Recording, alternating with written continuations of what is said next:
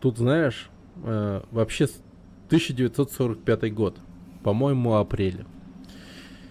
А до Хиросимы и Нагасаки осталось несколько месяцев.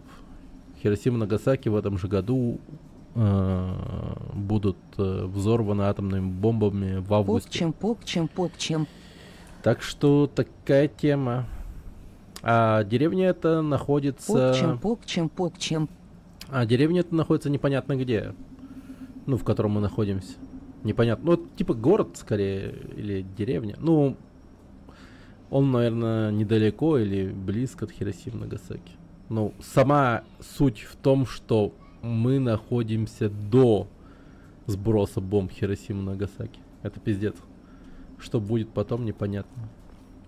Так что для меня эта интрига сохраняется пиздец какая-то. Я такой думаю, что, блядь, там дальше нас ждет.